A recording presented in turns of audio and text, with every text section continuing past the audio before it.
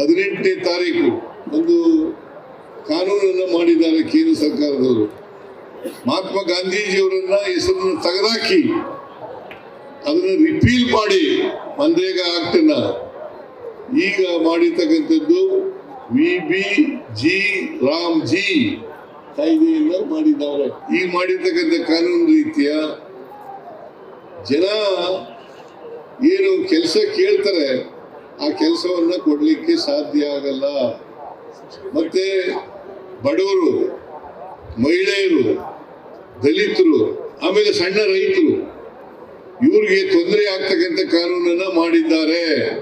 ನಾವು ಇದನ್ನ ತೀವ್ರವಾಗಿ ವಿರೋಧ ಮಾಡಲಿಕ್ಕೆ ನಮ್ಮ ಪಕ್ಷ ಮತ್ತೆ ನಮ್ಮ ಜೊತೆಲಿ ಇರ್ತಕ್ಕಂಥ ಇತರ ಎಲ್ಲ ಪಕ್ಷಗಳು ಜೊತೆ ಸೇರಿ ಇದನ್ನ ವಿರೋಧ ಮಾಡ್ತಕ್ಕಂಥ ಕೆಲಸವನ್ನ ಮಾಡ್ತೇವೆ. ನಮ್ಮ ಉದ್ದೇಶ ಈ ಕಾನೂನನ್ನ VBG ಕಾನೂನನ್ನ ರದ್ದು ಮಾಡಬೇಕು, ಮನ್ರೇಗಾ ಕಾನೂನನ್ನ ಮತ್ತೆ ಪುನರ್ಸ್ಥಾಪನೆ ಮಾಡಬೇಕು ಅಂತಕ್ಕಂಥದ್ದು ನಮ್ಮ ಉದ್ದೇಶ. ಇದಕ್ಕೆ ಯಾಕಂತಂದ್ರೆ ಈಗ ಸ್ವರೂಪನೇ ಬದಲಾವಣೆ ಮಾಡಿಬಿಟ್ಟಿದ್ದಾರೆ, ಆ ಕಾನೂನಿನ ಸ್ವರೂಪನೇ ಬದಲಾವಣೆ ಮಾಡಿಬಿಟ್ಟಿದ್ದಾರೆ. ಈಗ ಕೇಂದ್ರ ಸರ್ಕಾರ 60% ಕೊಡೋದು, ರಾಜ್ಯ ಸರ್ಕಾರ 40% ಕೊಡೋದು. ಮೊದಲು ಇರಲಿಲ್ಲ. ಎಲ್ಲ ಇದು ಮನಮೋಹನ್ ಸಿಂಗ್ ಅವರು ಪ್ರಧಾನಮಂತ್ರಿ ಆಗಿದ್ದಾಗ ಮಾಡಿದ್ದು 20 ವರ್ಷಗಳ ಹಿಂದೆ.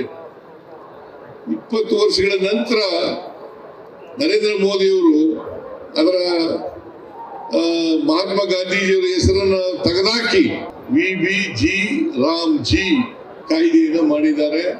ಇದನ್ನ ನೀವೆಲ್ಲರೂ ಕೂಡ ವಿರೋಧ ಮಾಡಬೇಕು. ಯಾಕೆಂತಂದ್ರೆ